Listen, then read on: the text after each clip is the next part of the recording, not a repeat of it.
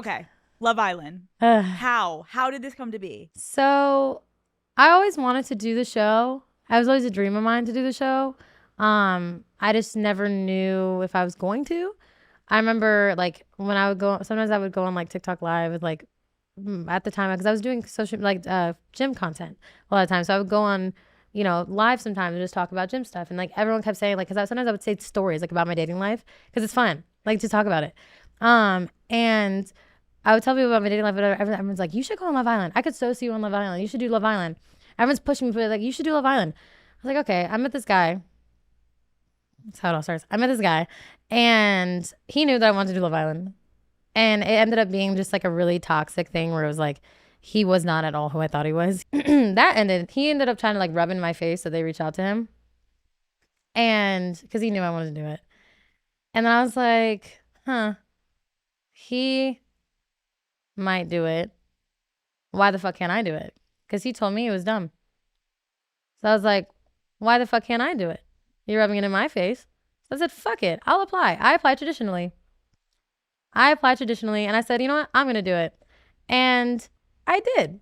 And then I think like a month later or something, I had gotten reached out to. Not even, sorry. I got reached out to shortly after that. But about a month later, I had my interview. Did that. Months later, another interview. Then I think it was like the final point where I met the producers. Since then, every week, like multiple interviews a week, multiple things I had to do. Then I remember I flew to Fiji and I manifested this shit, bitch. I'm just like positive. I'm always trying to stay positive, even though regardless of how negative that situation was, like I was staying positive and I was like, I'm going to have this. And I would speak it into existence. Like, this is going to be my reality.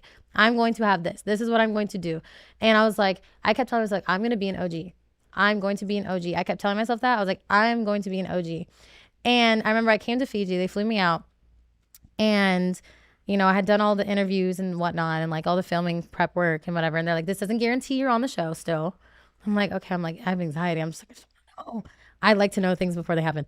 And, I'm sitting there and then I get told, we want you in the first lining, like the first lineup. I was just like, my jaw on the floor.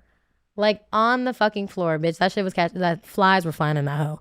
And I was like, holy shit, my manifestations are coming true. And I get on the show, doing the whole thing. I think I had a lot of luck on that show in terms of how long I stayed. And I think that whole show is really luck.